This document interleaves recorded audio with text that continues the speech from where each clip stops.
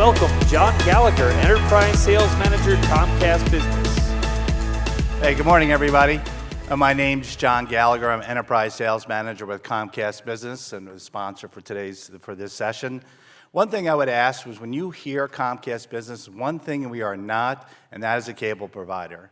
About a year and a half ago, we acquired a company called Masergy that gives us a global footprint that can provide security services, UTM, SD-WAN, all over the country, and with the largest network in the country as well. So we have some of our folks in the audience today. I saw Catherine Schiffkins and Luke Harris. If you have any questions, you want a consultative meeting with one of our professionals, please don't hesitate to ask.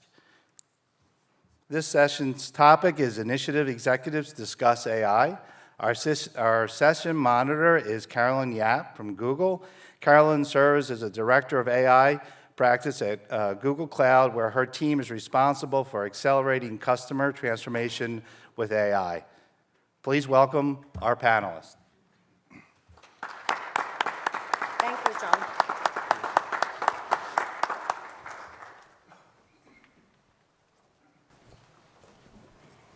Thank you very much, John.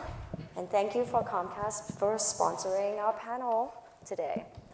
And I'd like to introduce you to our panelists. So on my right, we have John Cohen, who is the co-founder of NextWave Partners. And next to him, we have Arlen Schenkman, President and CFO of Boomi.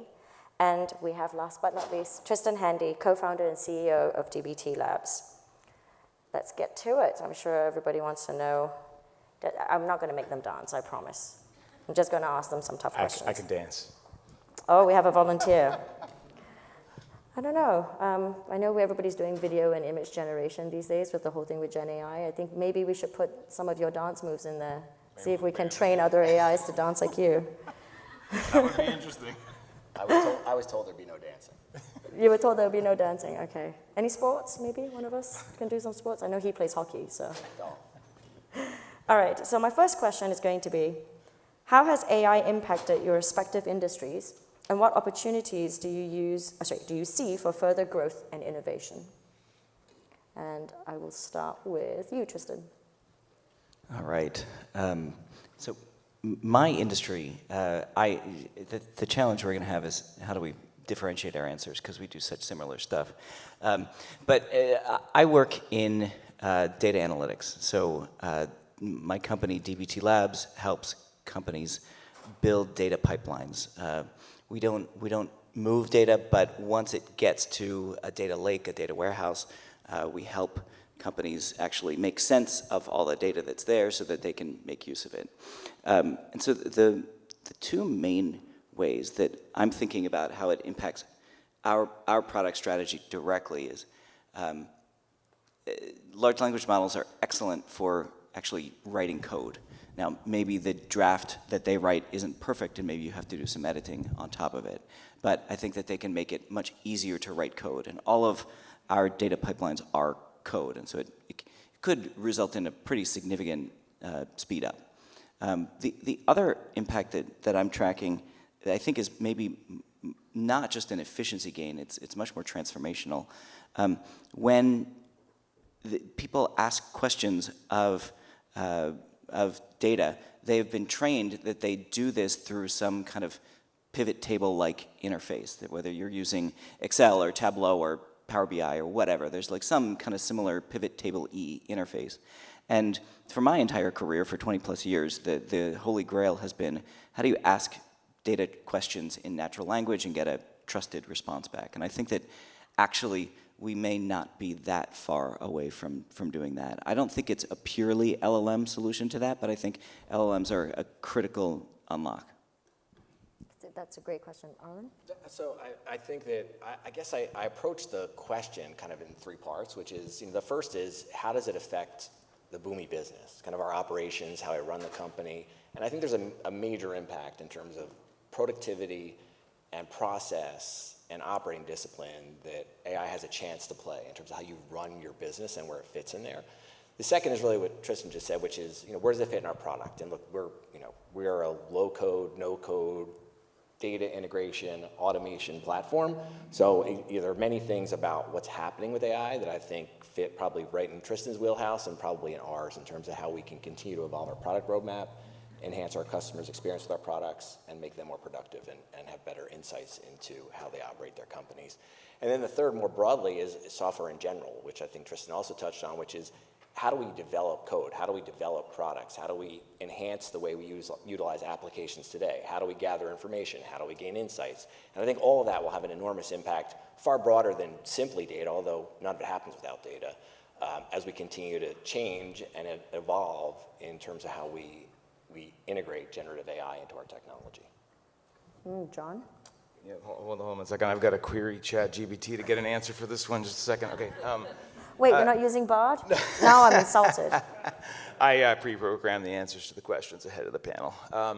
No, so I have got an interesting vantage point on this because I don't work for one company or one particular industry. James Thomason and I started a venture studio called NextWave because we are students and theorists within the concept of wave theory of innovation. We think that we're at the precipice of the next great arc of innovation in society, and that arc, as we like to call it, is the era of autonomy. So it's really the infusion of all autonomous things. And so we created NextWave with a view to putting ourselves at the intersection of innovation, capital, and entrepreneurship, or innovation, as we like to call it. And what that's done for us has given us sort of a front row seat to what startups are doing on one side of the spectrum, and on the other side of the spectrum, what large industrial enterprise and government is trying to achieve. And through that work, what we've observed is the greatest impact of AI, broadly speaking, as the marriage between these large language models and AI, distributed machine learning, generally speaking, and the machine economy. We think that that is the ultimate use case or applicability of AI, is when we start to infuse these systems with real-life machines. And so that's put us into things like, the center of gravity for intelligent traffic systems, for instance, and intelligent automation of machines that are at the street corner, so to speak. And so that's where we see the greatest impact, and we've kind of just either by accident or on purpose kind of put ourselves into the center of that hurricane. So you're not excited about AI at all then? I'm really excited about it. We'll get to the whole conversation about where that all goes, and my partner James has a very unique perspective. I'm very looking forward to his session coming up later today. But let's defer and we'll get into that one. So, Arlen, you raised some really good points around thinking of how you could infuse AI to do and enhance your business. I think that this next question is actually I would like to hear your answer about that to be the first. So my next question is, how do you approach data privacy and security when integrating AI technologies, and what measures do you take to protect sensitive information, especially with the things that you're trying to do and how you're trying to enhance not just your daily operations, but also maybe product innovation and things like that? Yeah. I think we've all become highly sensitive to data security and privacy and how those affect our businesses. And I think this, in many respects, I think data privacy and security are a subset of the complexity of the problem. And the complexity of the problem is that we're feeding enormous amounts of information into software that can give us answers which we know are often wrong, and are giving that information up to various sources where we're not clear where that information could go. So I think the answer really is you have to be really careful with what you're doing. And my personal approach has been one of really kind of a sandbox of, slowly going at the problem and starting to figure out where you can apply it. And I think one of the things I haven't figured out, and I'm sure someone in this room has, is, just philosophically, having been in software for 20 years, we all know, every data model is garbage in, garbage out. But with AI, it's garbage in, and then it's not that easy to get rid of the garbage because the machine gets smarter from that garbage. And so I think it's really important that we recognize that, this is an incremental technology change, and it's certainly impactful, but that we have to understand what we're doing and how we're making decisions in the longer term. And obviously what we do with that data and the security of that data and the regulations around data and the complexity of that data are going to all drive how we approach the problem. Are you finding that you're having to train people differently as well as a result of some of this shift in not just the AI technologies themselves, but how we think about data and data curation? I think in most companies that process started in terms of curation and sensitivity to data, but I don't think that we've really, other than touching the surface on, please don't take our quarterly results and ask ChatGPT what they think about them and how they should fit into our strategy, which people will probably do in some companies. I don't think we've really figured out how do we enable people to utilize the technology in a way that is safe and secure and safeguards our data and gives you the results you need for your business. And I think it's been more of, let's take a deep breath and figure this out, and please don't take actions that could possibly corrupt what we do rather than having a really specific approach to that at this time. That's I'm finding a very insightful answer. And so to you, Tristan, like obviously data privacy is something that's to the core of your business. Can you tell us a little bit more about how you're dealing with this? So we released an AI policy. We're now a 400-person company, and we need policies, apparently. I don't think so. Well, so it was essentially a boiled-down version of what you were just saying. So I think that there's really two main contexts for large language models today. There's the public ones on the public internet that are trained on mostly public data, and then there's ones that are customized or they're delivered as a part of software applications that maybe you already buy. So, and I think that the way that you deal with these two different buckets is like completely different. So you can, if you're already using GitHub, you can probably use Copilot. Probably that's okay. I mean, sure, make your own decisions about that. But like, we're using Copilot because we already use GitHub. Like, we trust GitHub/Microsoft with our data. We also, in the bucket of like proprietary tools that you purchase, we use a tool called Notion. Notion is like our internal productivity tool. We put all of our meeting notes there, and we can use its AI functionality to summarize the meeting. But then you can't turn around and put all of your meeting notes into ChatGPT. Like that is not, like the licenses do not support putting public data in, or private data in ChatGPT today. And so the way that we are using public models is with public data. So we have a huge community. That community really wants more conversational access to documentation about our product. And so we are loading context, our documentation context, into public large language models so that there can be a more correct real-time representation of the product state. So I think if you think about these two boundaries and how you can interact with them, I think it can like make the problem more tractable. So you're putting essentially a certain part of your business corpus into the public large language models. This was already public. So Okay, our docs are public already, so we're fine doing that. Yeah, so you're helping with training. I speak multiple languages. I grew up in Southeast Asia, and so I've been training it on Malay, for example. And so, but I'm asking it very simple questions, so not stuff as fancy as yours, I'm afraid. And John, I'm sure you've got an opinion around all this data privacy stuff. I think it's okay for us to admit that we don't have the answers as it relates to security and data privacy in these kinds of contexts in the realm of AI. I think what's important to recognize is that we can't just simply say, we're going to slowly go forward and we're going to nobody creeps their way into technology. That's not how we're wired.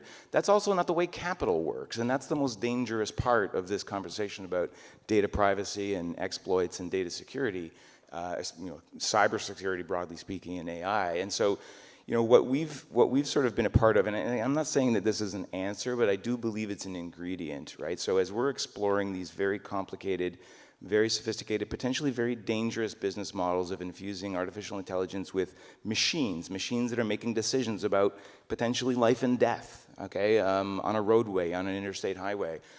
We feel that part of the answer is forming next generation public-private partnerships, right, where capital and representatives of the public, whether that's a government agency or a nonprofit of some sort, is actively involved from day zero in the planning and architecture of these solutions. We think that it's bigger than data privacy, and we'll freely admit dangerously that we don't have all the answers.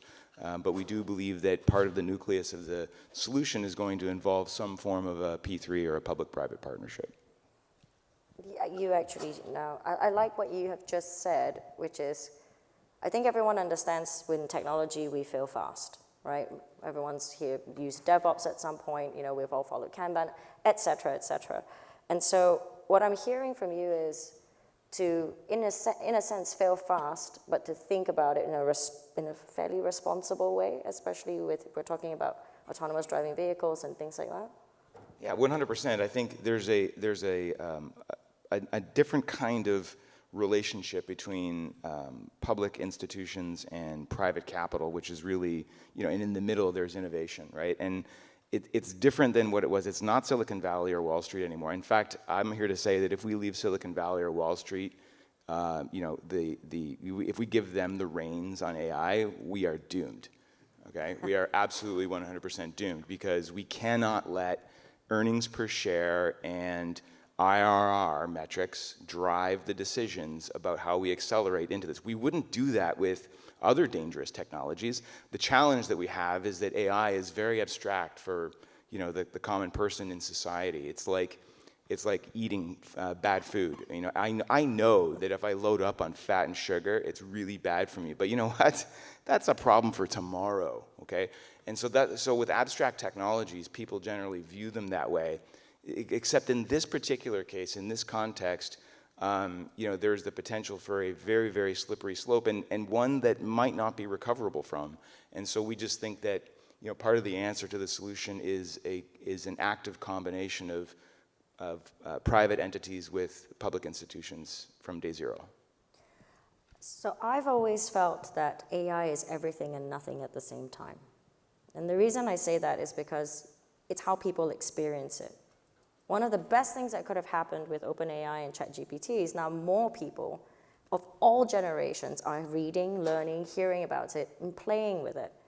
And it's been so fascinating just to see the shift. Having quite a few of us have been in AI, we've been doing this, we're interested in it, we know the risks, as much of the risks as we are allowing ourselves to also see, right? Because some of us are pessimists and some of us are optimists, and Bachman already said earlier that some people are in the middle of the road. But I feel that this is probably the first time generally in society where they're willing to learn about AI and not just thinking about the original thing of the T1000 coming. And, I used to wear an old Google-colored T-shirt that said Skynet. I was young. I don't wear that shirt anymore, obviously. But it is true. I mean, it can get there. And so do you place importance on using AI responsibly or in an explainable way? And I would start with you, Alan, on that one. I think without responsibility, there's no accuracy. And I think without accuracy, we'll quickly find ourselves in a position where we won't know what's correct and what's not. And I think that's the scariest thing about this. To me, it's not, I agree with John. There has to be, it's unfortunate because at least on the federal level, I don't think anyone's agreed on anything other than hating TikTok in a long time. And so, I think it's important that there is some public-private partnership simply because I worry, I think I could go in a number of directions, but I actually worry about the durability of the technology if no one can trust it at all. Mm-hmm. And right now, we know that there are a lot of practical uses to it. And by the way, it could be an amazing technology for Wall Street and for Silicon Valley, but it may have no real public applicability if we're not really sure if we're seeing a photograph and it's real, or the data we're getting is accurate, or we're misleading people. And before we know it, we have a magnified problem, which is a problem we already have, which is how do people use critical reasoning and skills to determine whether or not the information they're getting is accurate. Yep. And so I think without some type of public interaction, it will be very hard to manage that. I actually believe the technology can probably have pretty significant impact on enterprises and how they operate and their efficiencies and things that they can control within the four walls of their company. There's two things to that are important, sort of unique vectors in how this is all kind of taking shape. The first is that the velocity at which AI is evolving is like nothing we've ever seen, right? I mean, I liken this to explaining how Facebook works to my 90-year-old father, right? Like, it's a conversation I can have and I can take my time and what have you, and I know that technology is going to be around long enough for him to finally get around to sending me a message on Facebook. The idea of introducing a concept that has already become obsolete by tomorrow, like by the time that this is an interesting event to have, but the conversation is likely going to be irrelevant in 5 days. And that velocity is a hard thing to leave in the hands of people to say, well, you know what, like, we'll self-regulate, we'll be responsible, don't worry, it's like speeding laws, right? We all know that driving fast kills. But why not let everybody self-regulate, because they know this, right? Well, no, actually, what we have to have, just because of the way that we are as human beings, there needs to be a punitive side to this. There needs to be some sort of regulation that says, if I want to drive 25 over the limit, I know the risks and I understand that if I get caught doing that, there's a penalty to pay. There's some answer like that has to arrive in responsibility. And insofar as what we're doing at Next Wave, it occurred to us that because we are so antithetical to Wall Street and Silicon Valley, that the answer could entail actually launching a completely different style of venture fund, redefining the asset class by taking a longer look at innovation, a longer horizon perspective of innovation investing, and infusing that level of responsibility and actively engaging the public sector as part of a purely capitalist motive of a venture fund itself, which is a new kind of concept. So I know Arlen had a couple of responses for that, but I'm actually interested in hearing what Tristan has to say now that these two have had a hot debate. I feel like the thing that is worth talking about in this room is how businesses can use AI. And I think that there's a large scope for the answer to that question. And there are use cases for AI that responsibility matters tremendously. Like, oh, wow, it is the topic. But I think that actually there are so many use cases where it's a driver of efficiency, it's a driver of creativity, it's purely internally focused, that like the responsibility conversation can be left out of 100% of those. It's just a better way to create stuff and do work. And I think copyright is the only key thing in those situations. That's totally fair. And I think that is one where the courts or the legislative branch is going to have to take that up, because there's actually no other way to answer that question. It's like a fundamentally new thing in copyright law. But when we start getting into conversations about regulating AI, I think that I have not yet heard a detailed idea in that realm that feels substantive, that feels workable. That, like, you could actually do, not just on a national, but on an international, global scale. Our institutions weren't structured to move that fast, right? So like which is the argument for slowing down a little bit, or like, just not. And like, look, I'm investing actively in the future of autonomous everything, because we've been progressing autonomy in industry since the beginning of the Industrial Revolution. That's not going to change. You need to find a way to be a part of that. There's no doubt about it. But we're talking about a potentially very dangerous thing with significant consequences. And because we don't know, like institutionally, we just don't know how to deal with things like copyright and what have you. We need to find answers that are I think more inclusive of private capital and public good at the same time. And this brings me back to one of the things about the challenges, right? So there's what people see and touch every day, where AI, generative AI, large language models will matter to them. So you mentioned code gen earlier. You just talked about content generation, systems that hopefully have built in copyright, checking, and even with code generation, being able to do attribution as to where the source and everything has come from, which GitHub repo, for example. What I found is the Linux and open source movement took a long time, 25 years, let's say, right? Which is really what it was from the old, Sun Solaris days all the way through to Linux, etc. The key thing I found with that and the ecosystem that was built around that, or that the burgeoning ecosystem that came from it, was there was always Linus to kind of steward some of it, right? We don't have that for AI. That's not you, Caroline? Oh, wouldn't that be nice? No. But it's interesting, though, to see how that space grew. There was the steward, there was the shepherd, the foundations, etc. But we don't have that for AI. And just the explosion in the last 6 months of the open source and AI startup ecosystem, large language models are now becoming a commodity, right? There's so many different versions for very specific niche, areas. And so, and Arlen, you had mentioned a little bit of that, while we were just having this debate. What are your views on that? Well, I think that. And where could Boomi fit with, where would Boomi fit with regards to that, if any?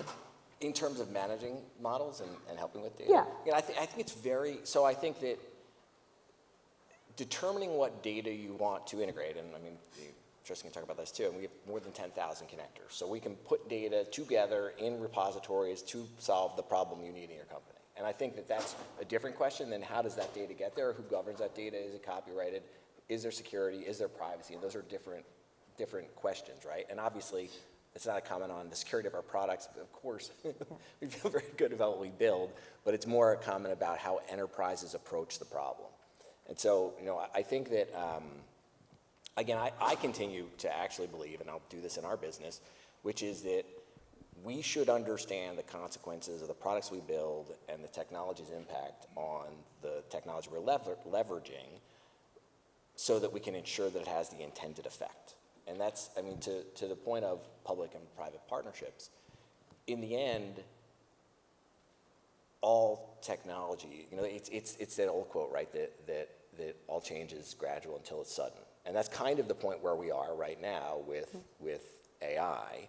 And I think the question is, what are we going to do with that, and how will that continue to evolve? And that's kind of where we keep bending back up. It's a little bit of a circle, because I don't know, and this is a fundamental question I still have, which is I believe in the technology, but I wouldn't say that it's implausible. Yep. That it's implausible that the durability of the technology will be seriously put into question if we can't address some of the issues about its veracity and how we implement it and what the privacy looks like. Question for you, Caroline. I'll put you on the panel here for a second. I mean, do you think my panel is later? We're artificial intelligence is taking over the panel. Part of how I've thought about that problem is kind of looking at how we've solved it in other contexts, like, for instance, music as an example, right? So we went through this radical disruption in the way that we distribute and consume music content. I'm old enough to be a Napster user. That was very tumultuous, and I remember my favorite bands protesting and objecting to my downloading their music for free and all that kind of good stuff. But then commercial systems really played a role in helping to evolve that problem to a mutual resolution point, right? The emergence of online music stores and the way that we now consume that particular content today seem to solve the challenge of open distributed content in that way. So is it possible that we could look at how the innovation of commercial systems might play a role in solving for copyright violations, or how I get paid for my thoughts or what have you? Is it possible to think of it that way? Come see my answer at the next panel. Actually, how's that for a tee up for you? Is that works, and also a tee up for our friend over there.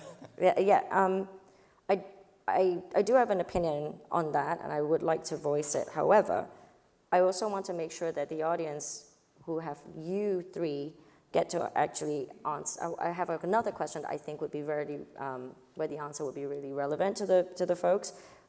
We've all heard a lot about it's good and it's bad, right? That's basically where we're at. And there's stuff that can be done easily today with AI, and then there's stuff that, is much bigger, public-private partnerships and, autonomous driving vehicles and I won't say the word smart cities because then I age myself, but I'm saying smart cities.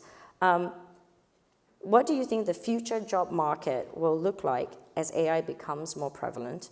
And what steps should businesses take to ensure a smooth transition? And I'll start with you, Tristan.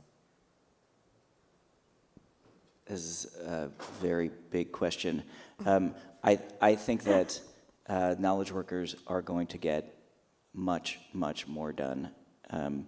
And for different professions, that looks different. But solving my own problems, I can now, rather than assigning a team of humans to do this, I can now go back through all sales conversations that all of our sales reps had in Q1, and they've all been transcribed automatically. And I can ask a system that we use for this, on how many of these calls was our open source product brought up. This is a thing that exists today, and it's all powered by the technologies that we're talking about. And I think that companies like ours, which are kind of being built from scratch in this era, are already thinking about this. We really prioritize people who can actually build and sell software, and the people that do all the supporting roles, that stuff is kind of less and less. There's less and less of those humans that work at the company. I think that, and the people who build and sell software are getting dramatically more effective too. So you're finding that it's enhancing those knowledge workers a little bit, like a different way for them to think and research? The world that I'm operating in is that there's infinity work to do, and I am not having the thought, how can I save money and fire people? I'm thinking, how can I accelerate my roadmap? Now, this is two sides of the same coin, and I think that different companies are going to evaluate this differently. All right, so 10 seconds for you. Your answer, Alan. Look, until proven otherwise, all technology has enhanced human experience, right? Horses were better than walking, and cars were better than horses, and planes are better than boats. So I do not have any doubt that our technology innovations will enhance human experience, will change jobs, and will make all of our workplaces better places. There you go. All right. Last but not least, I thought I was the Canadian optimist. Jeez. I'm kidding, of course. Well, that's okay. It sounded Canadian to me, and I am Canadian, and I am an optimist. So, look, I don't look at it as AI as good or bad. I look at it as inevitable. Okay, it is inevitable in the evolution of technology. Putting aside the velocity question for a moment, it is inevitable. But the other thing I know about humans, and I won't say that we won't screw this up, and that we aren't going to doom ourselves here. But what I do know about us is that we are highly adaptable, and I believe that we will adapt to this. We had this conversation 20 years ago about the internet and how it was going to put everybody out of work and how it was going to radically disenfranchise people and what have you. And to some degree, we went through a little bit of rough change at the beginning of that particular era. And I don't think AI will be any different. I think that employees, people will adapt their work and their work style and the way that they harness these technologies, and what the future of work looks like and what the future of jobs is necessarily is hard to say. But I do have faith that we'll find a way to adapt as employees. So with our last 10 minutes, I would like to open the floor up for some questions. If not, I'll grill this three even more. So does anyone have any questions for our esteemed panelists this morning?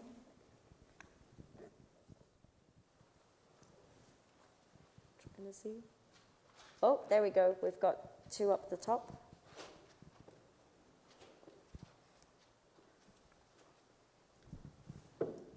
Thank you. It seems appropriate to bring up the godfather of AI's leaving of Google recently.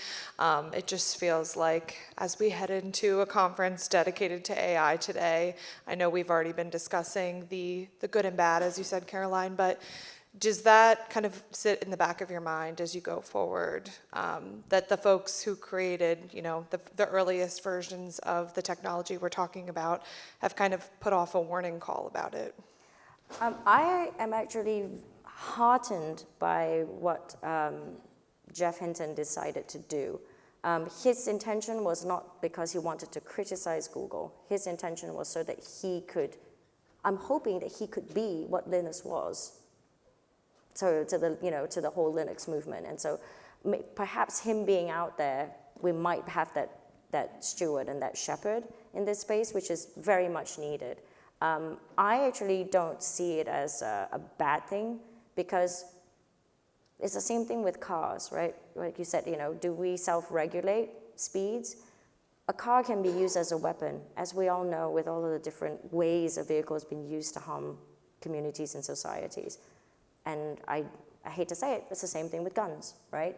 So I think it has to be a stewardship, and it requires all of us, because otherwise there'd be too much bias in the system if it's only being stewarded by a very select set of people. So the more perspectives, the more communities, the more cultures are brought into this conversation, the better the guardrails, the systems, the safeguards, the policies, and even the responsibility matrices can be. Any other questions? Ooh. I'll repeat your question. So given the fact, obviously, that we're talking about having different stakeholders from all across the spectrum, the foundational force of AI at this moment, how do you achieve truly equitable inputs, at this point? Because, the people who are holding the key are certainly, more of a, people who could understand AI, so we're talking about different kind of people, right? More educated, more different kind of input. So I'm curious about what your thoughts are of that. How achieving equity. So that's for me specifically, or all of us?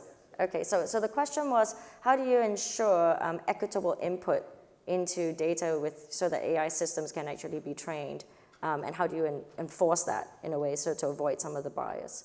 And so, any of you want to take that? Well, I'll just start by saying I think there's lessons from the past, right? Like, again, I kind of feel like we had this debate about the internet, the commercial internet, right? And so how we govern, something as simple as domain names is a really good example. Now, I wouldn't necessarily approach ICANN with AI necessarily, but at the end of the day, it is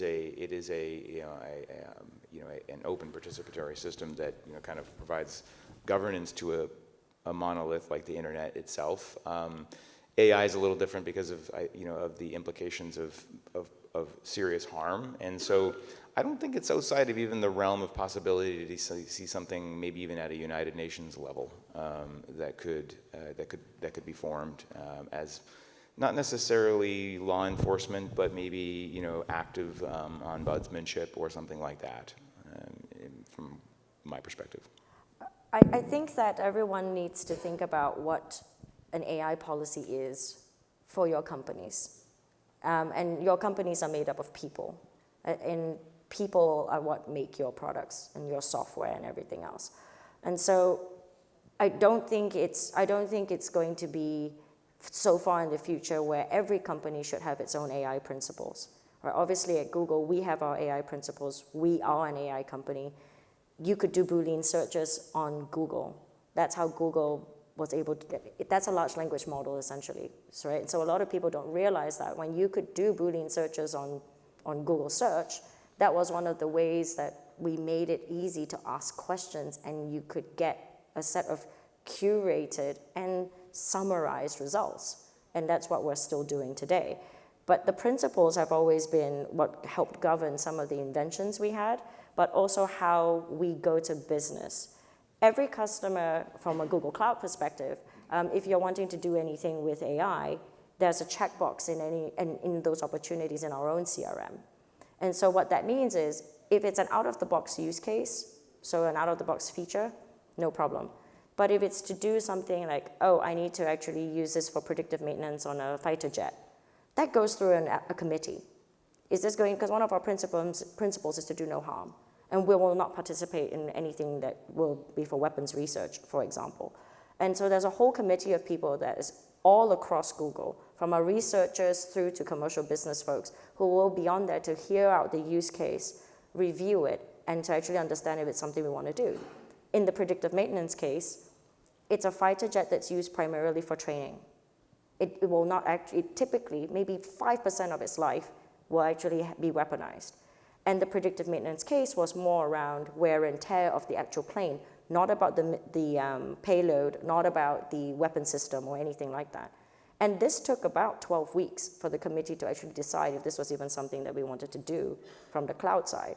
And so, but that's a very simple and applicable way all of you can actually take to build principles for your company. Are these things that you want to do? Is this part of your ethos? And how do you want to educate your customers on data sovereignty, data governance, data classification, tagging, so that you can build the right solutions for them? And so I would say start thinking now about your own policies before the regulators come up, because to your point, we do need something bigger to have some of that as well. Another analogy to draw on this is like securities, okay? So the Securities Act of 1933 is a very important, still very relevant piece of encoded law that governs how, you or I can sell securities to the public.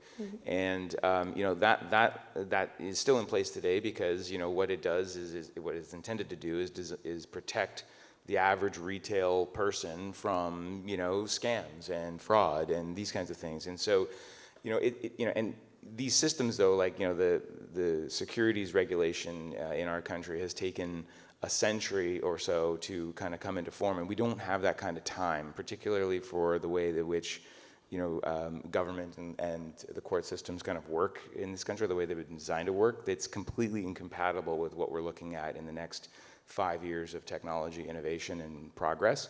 So I do think, though, that the answer is probably going to begin with some amount of required transparency. Yep. For what's happening in AI, whether you're a practitioner or whether you're building with AI or what have you. I hate the word mandatory, but I mean, if let's just say, for instance, that if companies like Google and Microsoft were voluntarily creating transparency about exactly what's happening and what's going on in their AI practice, maybe that would at least lend a certain amount of trust with the community who is either using, buying, subscribing, or what have you to the technology. I want to embrace my role in this panel as being the person who brings big topics down to very local applications. So the part of your question, I think, there's a dichotomy here. Again, it's are we talking about these public large language models, and there's probably there's going to be 5 or 8 of these, in which case this side of the conversation is totally reasonable. But the products that companies, you folks, are going to provide, I think that they are not exclusively going to be built on top of these large models. I think that very frequently there are going to be customizations on top of these. There's going to be fine-tuning. There's going to be shrinking of these models for specific use cases. In these cases, you are in the driver's seat. You get to determine the data that's fed in, the customizations. You get to do the RLHF yourself. So if you're concerned about equity and representation, as I think you should be, then you should feel empowered to make those decisions on your own. Yep, and we are at time. Thank you so much for being with us today. And I like the lively dialogue, and I'm looking forward to us having some hallway brawls when we go outside. I was just going to say, we're going to split the atom. What's the worst that could happen? I think the key learning we got from all of us is this, right? There's some form of moderation is required, and that's moderation in speed, but also in thinking through garbage in, garbage out. If you're not doing automation and you're not doing analytics, they're not ready for AI. So make sure your data is ready, because then what you train it is what you're going to get. You're not going to need the large language models to run your business. You can use the large language models to actually help supercharge your own business corpus, your smaller model, and actually be able to move forward with your, what the business goals are for your company. So thank you, everyone, for being with us. And thank you, Comcast.